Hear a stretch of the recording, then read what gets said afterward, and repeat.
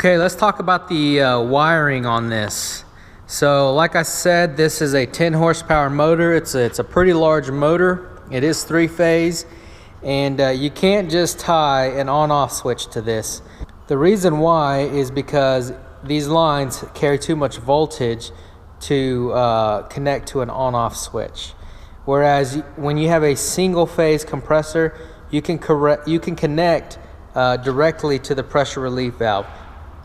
You would actually have your wires coming into this valve here, and then they would be connected to the motor, and it's just a straight shot. Whenever the pressure relief valve removes contact from your wires, you can see that there's these 2 contact points back here.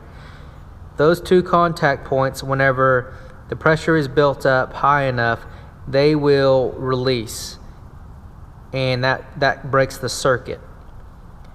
And whenever there's not enough pressure, they go back into contact. They'll go into the position that they are now. They will close the circuit between these 2 lines here, and that will start your motor. Now you can't do that with 3-phase because it's a lot of amperage that's generating through these contact points. So what you have to use is what's called a magnetic starter, and that's what's hanging up on the wall there. Like I said, everything right now is just temped in place, just to verify that it's working properly, and I will be permanently wiring everything up properly.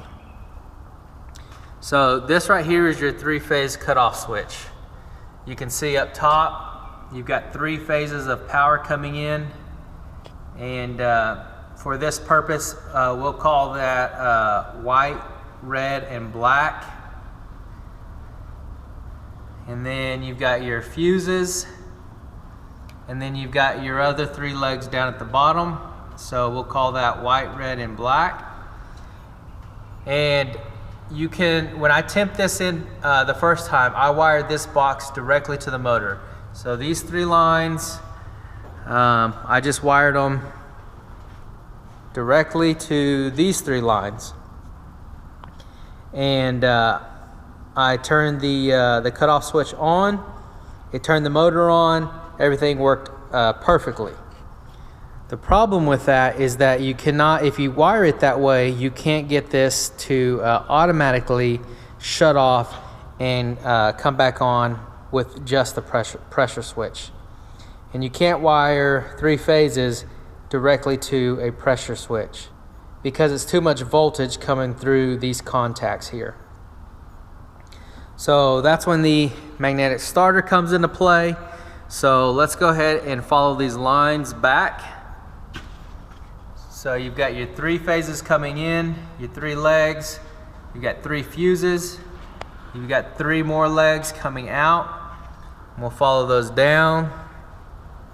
They come up into the magnetic starter, and they go around the back side of the box. They come into the top. Everything's got to line up. If it does not line up, you will reverse the motor, and you'll reverse the polarity, causing the motor to spin backwards. If that happens, then you've got to switch your legs around to get the polarity in the right direction so that your motor is spinning in the right direction. So this right here is the solenoid. This is the magnetic switch. And what happens is when this box is energized, it causes a solenoid to suck in, and you can't really see it, but this little tab right here is the solenoid itself, and it will suck in, causing these 3 lines to make contact inside this box. When they make contact, they energize. These are what are called heaters. This is your thermal overload protection. But they energize down here, and then they supply power to these lines, your white, red, black. We'll follow that down. And that is what is connected to the motor. They're connected directly to the motor there. You got your 3 lines there. So whenever that magnetic starter gets energized, it makes contact with all 3 legs, causing this motor to kick on. And what does that is this pressure switch. Now you can see here that we've just got 2 small wires here connected to this pressure switch. So we'll follow those back to the magnetic starter. Those wrap around here. And they're tucked in back there, but you can see these red wires back in the back. They're tiny red wires. You've got 2 back there. One of those wraps around and it is connected right here, and the other one, it goes behind the starter. It comes down here, and it runs through this overload protector, and then it comes to the other end, and then it wraps back around and it comes to this side where it's connected here, and then that jumps over here, it's connected here, and then this wire runs back around and it is connected right here. So that's what completes the circuit. These green wires are completed through the magnetic starter. They're all wired in together so that when that pressure switch makes contact, it completes the circuit. It causes this solenoid to suck back, making contact to those 3 legs, down to these 3 legs, and starting the motor. So the only thing that actually breaks this circuit is the pressure switch. And like I said, that's over here, and this is the one thing that breaks that circuit. Now I'll show you how that happens. These contacts here, they can be moved. So when that spring gets enough pressure on it from the inside of the tank, these contacts, they kick back just like that. And whenever there's not enough pressure in the tank, they go back in place.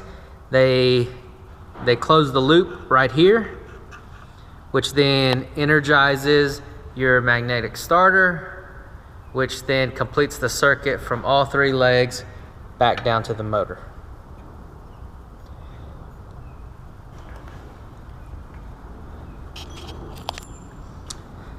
So that's how a magnetic starter works. I talked to several people to understand it. Talked to a couple electricians so they could walk me through the whole wiring process, the wiring diagrams, so that I knew what I was doing before I got started. And so now's the time to test it. We're going to close everything up and see if this thing works properly. If everything works properly, you can see we don't have any PSI built up. If everything's working properly, when I hit that cutoff switch, it will energize the magnetic starter. It should automatically turn on this compressor, and whenever this compressor hits above 160, it should automatically cut off. If everything's wired up properly, that's how this will work. So let me get my safety gear on and we will get started.